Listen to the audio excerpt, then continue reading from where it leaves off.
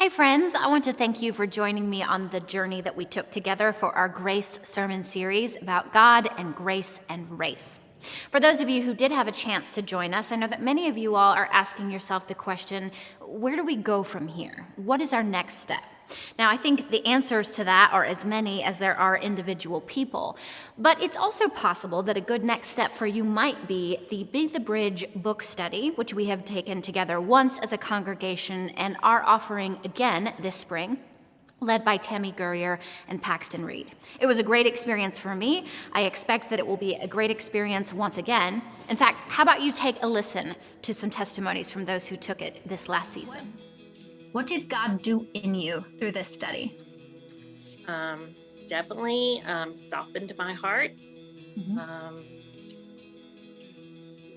I want to be more informed. I want to reach out to my coworkers. Okay, I really didn't know what to expect, so I didn't have come in with certain expectations, but I felt like I needed to learn something and that I would learn something in the class, and boy, did I. Pretty much the only lens I had looked at this stuff through, like this sort of like racial injustice, like the only lens I had had to look through up until like recently was through like the news, through the music I listen to, which can be highly political sometimes.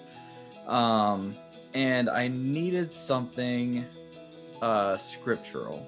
Mhm. Like I realized that just being angry about it wasn't healthy for me. It wasn't good for my spirituality. And I kind of didn't grasp that until I found out about the Breathe the Bridge study. And when I found out about that study, I was like, so this would give me the opportunity to like base my feeling, not my feelings, but like my reactions and like give a new lens that I could look through towards these issues that is scriptural, that is scripture based. And I felt like that was the way I needed to go. Like I needed that as opposed to all these other things that I was seeing these issues through. You know, one of the things that I keep pushing and pressing is that we do this in the context of a Christian community and faith in a God who loves us no matter what, right? So as vulnerable as it felt, was there also a sense of safety? Definitely in our group. I know we talked a lot about, that it was a safe place and that we were not going to leave with all the answers. That Right. we left there many times without answers and, with questions. But um,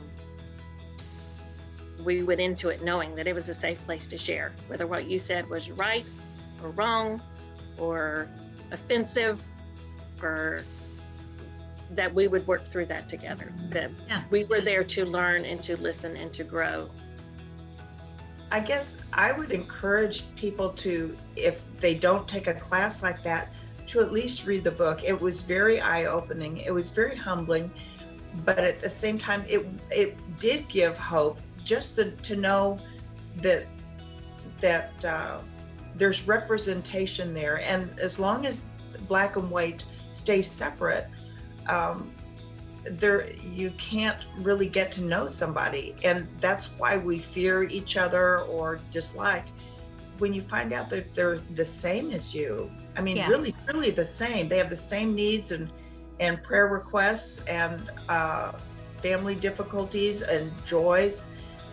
Then you stop fearing people because Correct. you realize they're like you. So I'd love to see the class done again.